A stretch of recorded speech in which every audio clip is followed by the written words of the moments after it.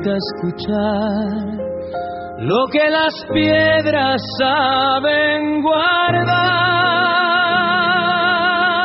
Memorias de la perla, susurro de la historia, la huella de una época, la luz de una memoria. Memorias de la perla, donde el pasado sigue vivo.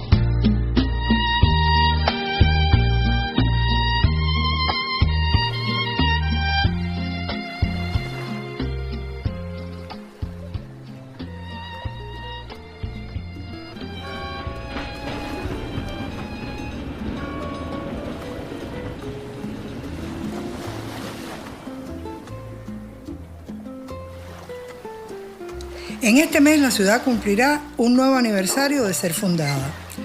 ¿Llamada Cienfuegos? No, no es así. Este viaje con mi primo Matías, en su logo, nos llevará a 207 años atrás.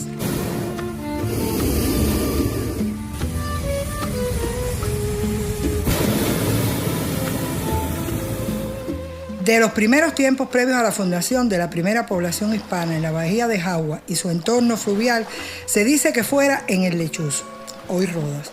Los estudios realizados en la región dan cuenta de evidencias de poblaciones aborígenes muy antiguas, de entre el 4000 y el 1000 a.C., y en el sitio denominado La Ceiba, próximo a la desembocadura del río Salado en la bahía de Jagua, y en la zona de San Ignacio del municipio de Abreos. En su Historia de las Indias, Bartolomé de las Casas habla de la llegada de Diego Velázquez a la bahía y relata el proceso de instalación de este en Cayo Campo. El propio de las Casas vivió en la región cuando, como pago a sus servicios durante la conquista, le fue entregada una encomienda junto a su amigo Pablo de Rentería.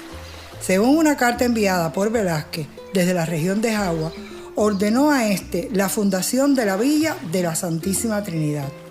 Y comentaba: en el puerto de Jagua, a una legua, hay un muy buen asiento, ribera del río Arimao, casi en medio de las provincias, 5, 6, 10 leguas de las minas, muy sano al parecer, y de muchas crianzas de todo ganado. Hice en él el nombre de Santísima Trinidad. Pero deciden establecerse más hacia el este, y se funda esta villa en 1514. Por su cercanía respecto a los yacimientos de metales preciosos y su excelente posición geográfica, que posibilitara que se practicara una rudimentaria extracción de oro que pronto se agotó, y para 1560 solo subsistían algunos lavaderos del metal precioso. Las tierras de Jagua se entregaron a prominentes miembros de los cabildos de La Habana y Trinidad, y los terrenos fueron ocupados por propietarios de hatos y corrales, que comerciaban sus productos con piratas y corsarios. En 1538, piratas y corsarios franceses se posesionaron en Cayo Carena y Playo Alegre, e incluso el temido Jacques de Sores y Francis Drake visitaron esta zona. Desde finales del siglo XVI y hasta fines del siguiente siglo, en la zona predominaban dos renglones económicos: la cría de ganado y el cultivo del tabaco. Este último no daba abasto, por lo que se plantaron nuevas vegas junto a los cursos de los ríos Arimao, Caunao, Mataguá y Damují, entre otros.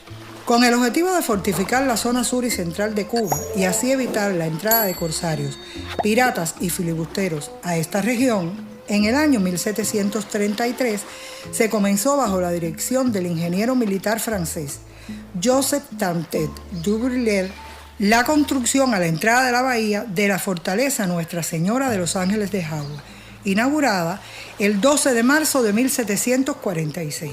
El primer intento de fundación se remonta a octubre de 1764, cuando el español José La Guardia pretendió llevar a cabo la empresa en las cercanías donde hoy se encuentra Juraguá, el cual no se materializó por no haber contado con la aprobación del monarca español, lo mismo que ocurriera a otro peninsular nombrado José Atanasio García Menocal en 1844.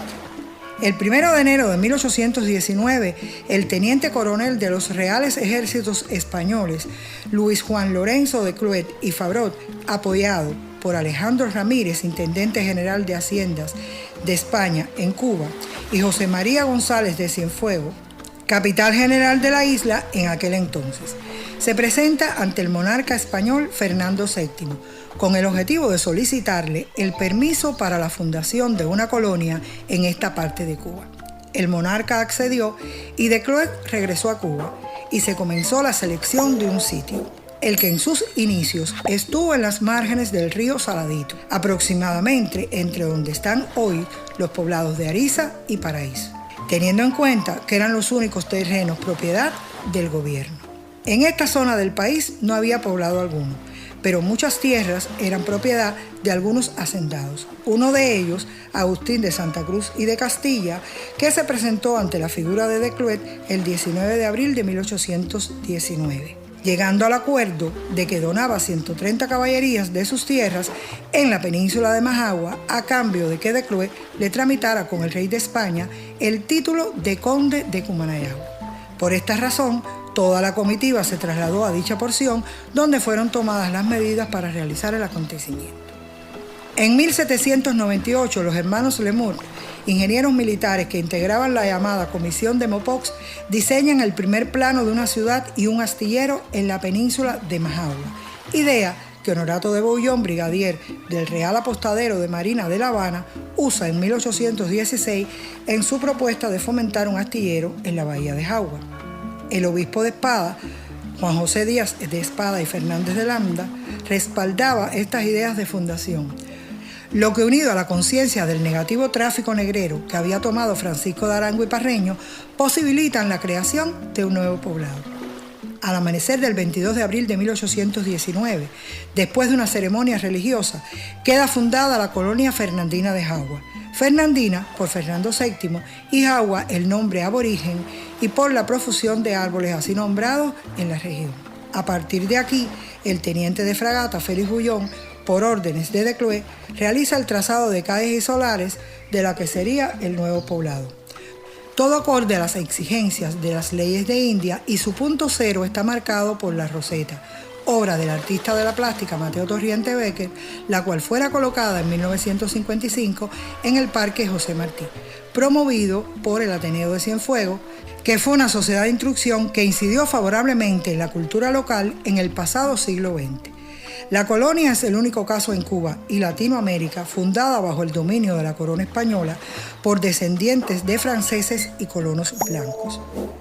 Tras esa fundación comenzaron a llegar distintas familias desde Villa Clara, Trinidad, Matanzas y Santi Espíritus, lo que permitió que la colonia fuera prosperando fundamentalmente por el fomento y explotación de la caña de azúcar, por lo que la bahía de 88 kilómetros cuadrados fue habilitada como puerto en 1827, llegando a ser el Gran Puerto de las Américas. El 20 de mayo de 1829, Fernandina de Jagua alcanza la categoría de villa y cambia su nombre por el de Cienfuegos, en homenaje a José María González de Cienfuegos, conde de Marcel de Peñalba, quien era el capitán general de España en la isla en el momento de la fundación y que ya contamos, querido oyente, y que era el nombre del barrio donde se realizó el acto fundacional y quien mucho apoyó al fundador en la realización de la empresa. Desde 1876, por acuerdo del ayuntamiento, a Cienfuegos se le identifica como la Perla del Sur. En 1880, el 10 de diciembre, se le confiere a Cienfuegos la condición de ciudad y el calificativo de la linda ciudad del mar. Y desde el 15 de julio de 2005, 70 hectáreas de su centro histórico urbano fueron declarados como Patrimonio Cultural de la Humanidad. Ya hemos explicado el cambio de nombre, pero ¿y la vida eterna cómo se percibía en la nueva población? Aunque algo se haya contado en estas memorias, recordemos que el primer camposanto se construye en algún momento del año 1820 en las manzanas comprendidas por las calles Bullón, San Carlos, Santa Cruz y Casales, pero su anegamiento impulsan a que en la próxima década se busque un nuevo emplazamiento y se funda el Cementerio General el 21 de junio de 1839, que cumplirá en este año y en esa fecha el 187 aniversario de su fundación. El siglo XX impulsa la creación de otro camposanto y es construido el Tomás Acea, del que estamos, como tú querido oyente conoces, celebrando su centenario y conociendo personalidades de la cultura inhumadas en este camposanto.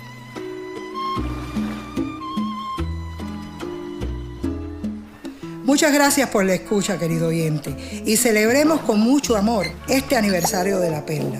Concluimos este viaje escuchando el himno de Cienfuegos, interpretado por el coro Cantores de Cienfuegos. Yo soy Carmen Ortiz y esto es Memorias de la Perla,